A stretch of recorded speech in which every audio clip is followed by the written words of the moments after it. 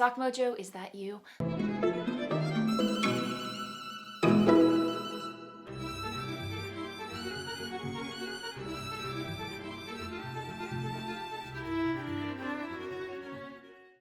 Hello, I'm Kristen, also known as Voolenvine, here on my YouTube channel, on Instagram, on Ravelry, and pretty much everywhere else on the interwebs. And as always, I'm so happy that you're taking some time out of your day to chat about all the knitting, all the sewing, all the making, or whatever crafty rabbit hole I happen to be diving down this week. And yes, I have a fun show for you this week, I hope. I have lots of knitting to share with you. Not so much sewing this week. As I mentioned in previous weeks, my sewing mojo has been on kind of a in a little slump, so to speak, but I do have lots of fibery content to share with you, so I hope you're excited for that. And in other news, winter is finally upon us here in Brooklyn, New York. It's not officially winter, but the temperatures have dropped significantly. I've pulled all of my coats out of hibernation. I'm sitting here in a sweater, and as a knitter, I could not be more excited and thrilled about that. And I'm sure those of you experiencing similar climates as knitters, you are also excited about that as well. So as I mentioned, I do have quite a bit of knitting to share with you, but we also have our knit-alongs and make-alongs that are happening over in the Voolenvine Ravelry group, which if you have not joined, hop on over there. I'll link to it in the description box below. It's the place to be if you want to partake in all of these make-alongs that are happening surrounding Voolenvine, my YouTube channel. So first up we have the Box O Socks knit along, and we have the Year of the Garment knit along, make along that's happening again over in the Voolenvine Ravelry group. Those are both year-long knit-alongs coming to a close on January 1st, 2020, so you still have time to partake. Very, very laid-back knit-alongs and make-alongs, so, you know, just hop on over there, check the guidelines, all will be explained there. But yeah, do check that out if any of those titles strike your fancy. And then we have the Practical, which is a 6-month-long make-along, in which you can knit, sew, spin, weave, whatever your heart desires, as long as you're making something for your handmade wardrobe that's going to mesh well with a majority of the things already in there. So things that you're going to want to reach for on a regular basis, be it a versatile cardigan or sweater that, you know, is in a neutral color or a specific color that you generally gravitate towards that you're going to want to wear all the time, if that makes sense. So that one is a really fun make along. I'm having so much fun poking in there and seeing all of your makes and all the inspiration and, you know, pattern suggestions that you're coming up with and sharing. And the photos are just so inspiring and definitely have given me a serious bout of startitis. I'm itching to cast on so many things, it's crazy. And then finally we have the Stoker Shawl knit along, a knit along where we're all knitting the Stoker Shawl, a pattern that I designed and released back in mid-October, I want to say, so quite recently. So that is coming to a close on December 1st, 2019, so you still have time. It is a relatively quick knit, if I do say so myself, along with some other feedback that I've been getting from people who have already knit it and have enjoyed it. So yeah, and again, thank you so much to everybody who has purchased a copy of the pattern and, you know, for the wonderful feedback. Yeah, I'm just so happy that you guys are enjoying it. And I do have another pattern that I have in the works that I'll share with you right after this break for my lovely and amazing sponsor, Skillshare. Skillshare is an online learning community with thousands of classes in design, business, tech, and more, even sewing and the fiber arts. I love learning new things when it comes to knitting, sewing, photography, or whatever crafty rabbit hole I happen to be diving down. And because I know you love learning new things too, I partnered up with Skillshare and they are offering my viewers 2 months free to try their platform. So give Skillshare a go and learn something new. Just click on the link in the description box below, entering the code at checkout, and enjoy. And thanks, Skillshare. And welcome back. All right, before I get into what I'm designing, let's talk about finished objects, shall we? As I mentioned last week, I went to the New England Fiber Festival, and whenever I go to social knitting events, I like to cast on a sock, just a plain vanilla sock that I can pick up and knit and chat with people and not have to pay too much mind to.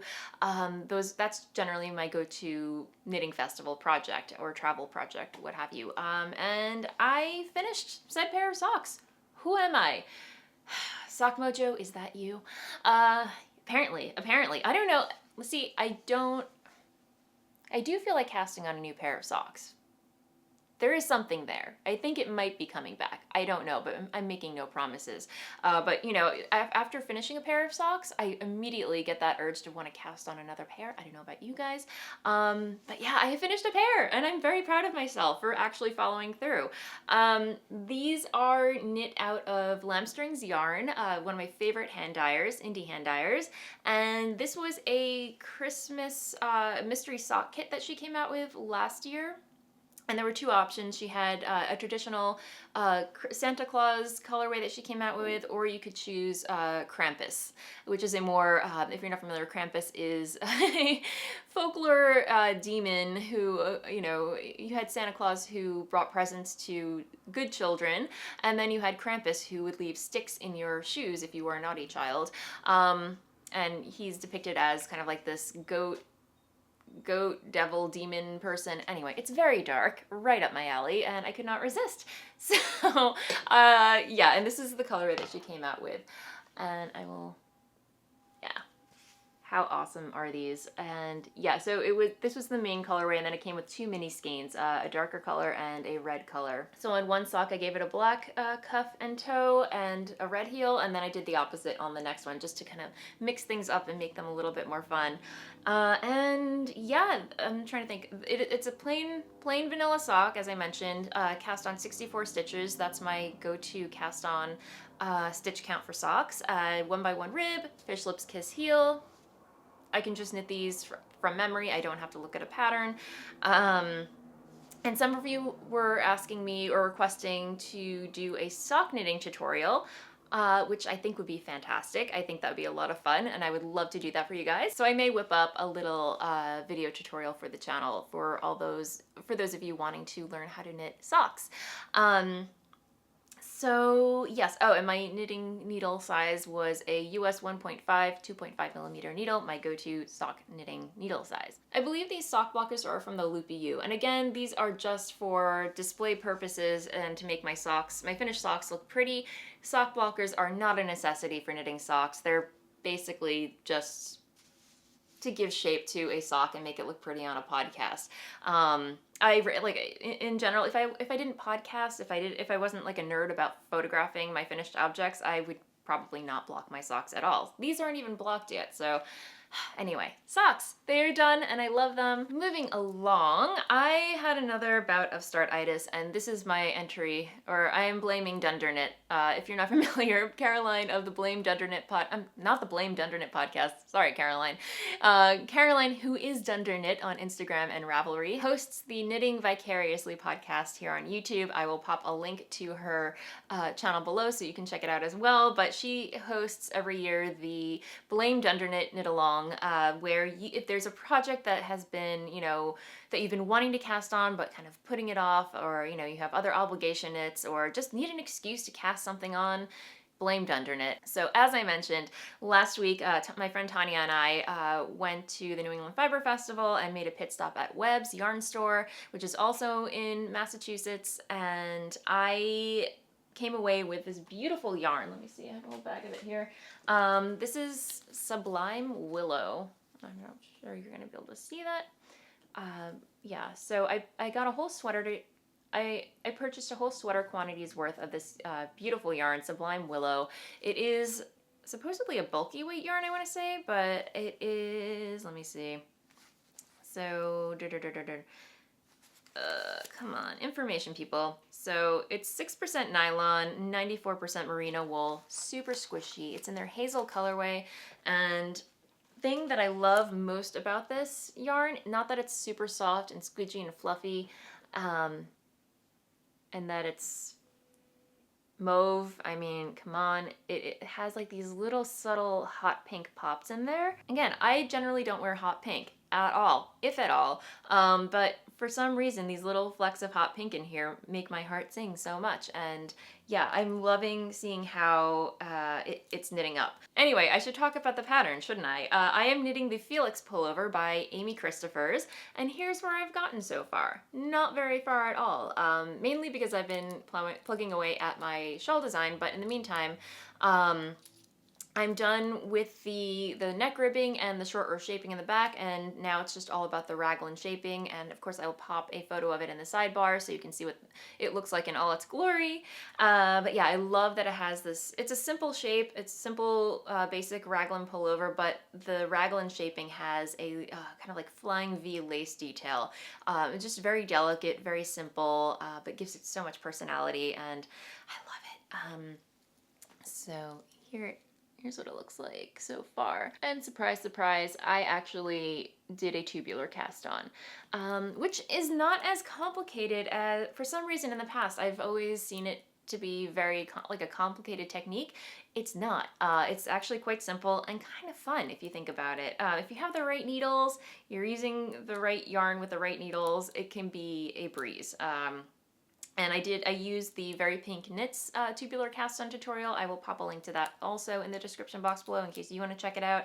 But it just adds like a really nice clean finish, professional finish to a neckline or, you know, wrist ribbing. You know, it's just, it's a little bit more, a few extra steps, but so worth it, I think. So yeah, that is what I'm doing. I didn't swatch. Did not swatch, but again, I'm not too concerned about fit because I do plan for it to be a little oversized on me, or just, you know, kind of loose fitting. I'm not going to do any shaping whatsoever on the waist. I am knitting the smallest size, which I believe is a 39-inch bust. I'm not sure what that is in centimeters, but as I mentioned, pretty much every episode, I have a 32-inch bust, so that does give me a little wiggle room in there. So that is where I am with my Felix. Nothing much to write home about, but it's a start. So hashtag blamed underknit. It's all your fault, Caroline. Let's see where it goes from there. And she actually cast one of these on as well, so she's light years ahead of me when it comes to this pattern, but I'm gonna catch up. I'm gonna catch up, just you wait. All right, design stuff. I'm a little, I don't know what it is. I don't really generally like sharing my designs before they are done on the podcast, but I don't know. I'm so close to finishing this. I think this, probably tomorrow, I'm going to bind off and then get the pattern out to my tech editor, have her look at it, and then send it out to test knitters. But I'm super excited about this pattern, guys. And this is yarn that I picked up from, I'll show you the yarn first. This is yarn that I picked up from my friend Gabby, who is the hand dyer behind Once Upon a Corgi and has the Once Upon a Corgi podcast. So yeah, this is the yarn that I picked up from her at her booth at the New England Fiber Fest. And this is her Hearth colorway on her Marie Cutie base, which is a Polworth, superwash Polworth nylon blend, and her Fig Lace base, which is a silk mohair blend. And yeah, holding these held double together, and it's just knitting up so beautifully. So here's what I have. It looks like a jumbled mess, but up close, I just like love the way these colors are playing together. Again, this looks a little squished up because it's not blocked, but once it's blocked, it's just gonna open up and have this glorious kind of like diamond textured effect. And if you look really closely, I'm using beads. Yep, I'm knitting with beads again, and you guys, this is so incredibly soft and fluffy, and yeah, just a really, really simple, intuitive knit that I'm really enjoying working on, and I'm debating how long I actually want this thing to be. I'm going for ultimate max fluff factor, so I'm gonna keep repeating this until, I mean, right now I've only used half of each skein, so I'm gonna see if I can take this a little bit longer and then just bind off. But I love the way that these two yarns are playing together, and yeah, this is just gonna be super warm to wear in winter. So yeah, it's just so fluffy. So I hope you guys are excited for this pattern as well. I do want to make a version using a solid or shaded solid color, just because, well, like this, I don't know how well this is reading on camera, because, you know, it is a variegated colorway, and the pattern is getting a little lost in the color, and the texture is getting a little bit lost in the colorway, I feel like. But in person, it's just, I don't know, it just makes me so happy. So yeah, I am gonna be probably knitting up a version in a more solid color so you can actually see what the, get a better idea of like what the texture and pattern actually look like. But this colorway and the beads just go so well together, guys. Yeah, so more on that to come. And yes, so, and when I'm ready, I will put out a call to test knitters if anyone is interested. Yeah, I'm trying to think what else I want to say about this. I think that is all I want to say about this right now. But yeah, as soon as I saw those two skeins together, I knew it had to be, this whole thing just came to mind, and I'm like, all right, I know what I'm gonna make with it. I'm telling you guys, I really want to start working more patterns and designs into my workflow, because yeah, right now I'm doing mostly yarn dyeing. In case you're just joining me, welcome to the podcast. I'm also the hand dyer behind Voolenvine Yarns, my hand dyed yarn company. But just because I dye my own yarn doesn't mean that I also enjoy knitting with other yarn dyers and supporting my friends and other dyers whose work I really admire. And Gabby is definitely one of those dyers that I absolutely love. Her work is just, yeah, we definitely have like a very similar aesthetic when it comes to, what inspires our colorways and all that good stuff. So anyway, check her shop out. She's got some really, really lovely stuff. So yay! Oh, and I forgot to show you this last week, but also from New England Fiber Fest, I picked up this super cute black sheep mug from, I'm totally blanking on the maker's name, but I will pop it in the down bar. But she had some really beautiful and adorable handmade ceramics and knickknacks and tchotchkes, and yeah, her booth was super adorable, and she had like a lot of really beautiful things. But yeah, I picked up this beautiful mug, and it's my new favorite. So I'm currently drinking a new tea that I just found. It's by Bigelow Benefits, or it's by Bigelow, and it's called Benefits. I don't know, this one is supposed to be, it's called Good Mood Every Day. And it's chocolate and almond herbal tea, so really, really yummy. I'm always down to be in a good mood every day, so that really spoke to me when I purchased it. And there goes my lipstick. So a few more other things before I move on to other things. I do have a new book acquisition that I will share with you. And this is Timeless Noro Knit Blankets. And I purchased this from Amazon. And if you tuned in last week, I shared this skein, or I purchased two skeins of Noro, what is it? Noro Teo. They're Noro Teo base in this gorgeous colorway with the intention of knitting a blanket that I fell in love with while I was at Webs, and that is let me see, it's on page 66. That is the Shadow Angels blanket right here. So yeah, this unfortunately was not a pattern I could purchase on Ravelry. You have to buy the book, but you also get some really other beautiful blankets to knit in here as well. And here's what it looks like close up. So yeah, it's just really, really beautiful.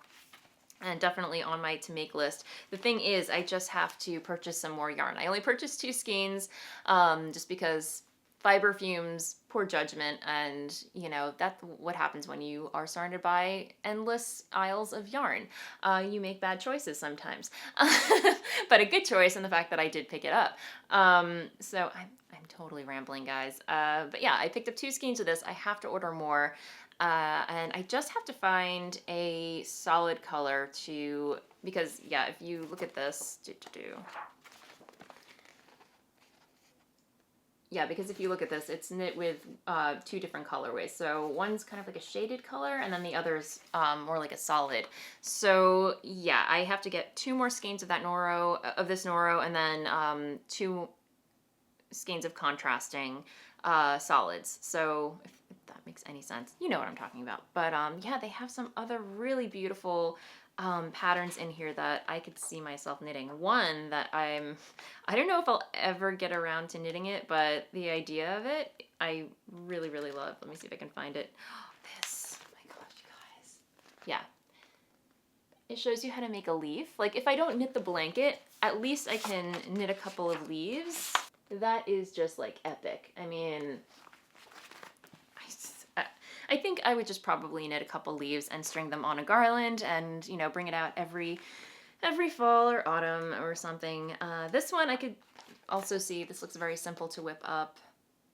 But yeah, this is not something I would normally pick up for myself, but after seeing the blanket in person, I definitely felt inspired to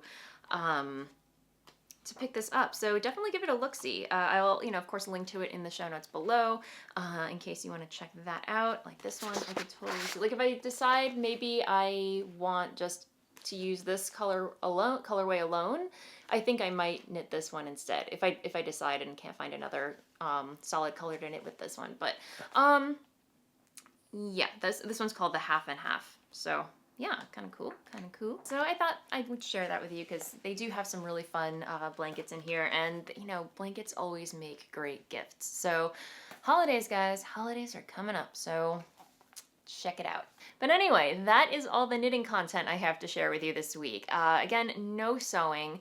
Unfortunately, I didn't get to sew last weekend because Dennis was really cramming for his exam that he took on Monday, and he kindly asked that I just take a break from sewing because if you can imagine, my craft room is right above where his desk is downstairs. So if you can imagine me cutting fabric and using the sewing machine, he hears it all. Our floors and walls are super thin, so I had no problem obliging him taking a break from that.